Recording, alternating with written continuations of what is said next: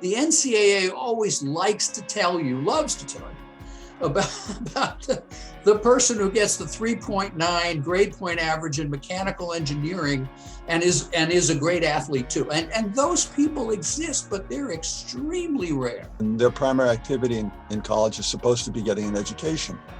And in fact, only 1.2% of all college basketball players, male college basketball players, end up ever playing a game in the NBA, and only 1.6% end up playing a game in the NFL. Practically 99% of them aren't going to earn it in the NBA or the NFL.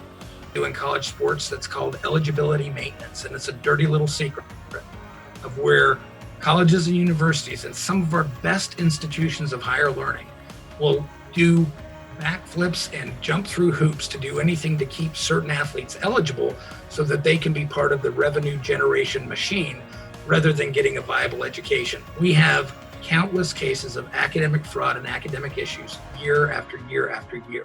20 years of academic fraud was simply bypassed because it wouldn't look good for the NCAA to come down hard on North Carolina. And that's unacceptable. I worry about the kid that's got the easy professors. And, you know, he sits in the back of the class with the fellow athletes and they doodle or they talk to each other or whatever. And before you know it, his eligibility's up and he hasn't done any internships. Where's he going to get a job?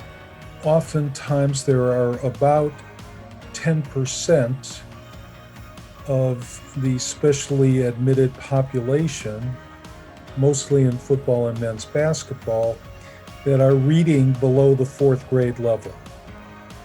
And I have found that consistent over my 31-year career, and I've done a good deal of research on it.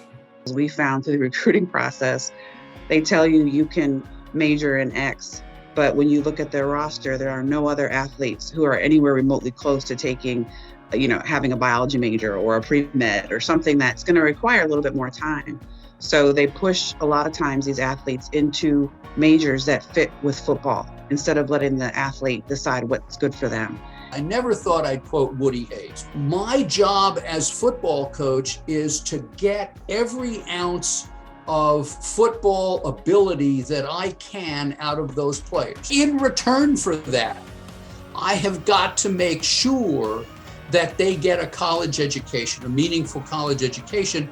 And if they don't, I haven't done my job. What I would like to see is student athletes acting like students, which means the focus on academics. It means a focus on education. It means academic support that is where advisors and learning specialists and support doesn't report directly to the athletic department.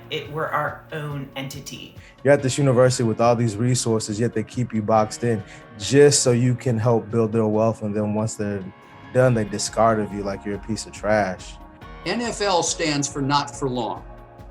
And, you're not going to be there long. The average career is 3 to 4 years. And what are you going to do after that if you don't have any sort of an education? 90% of the athletes admitted to a university read below the 9th grade level. College textbooks are written at the 9th grade level. It is a terrible feeling you can imagine of going to class and not understanding what they're talking about. I'm hopeful, that some of these college athletes are going to begin to realize, you know what? There are 100 hands that go up in a football locker room when someone asks them whether or not they're going to go to the NFL, and the reality is that maybe only 2 or 3 of those folks are really going to make it. Hopefully they'll come around to that.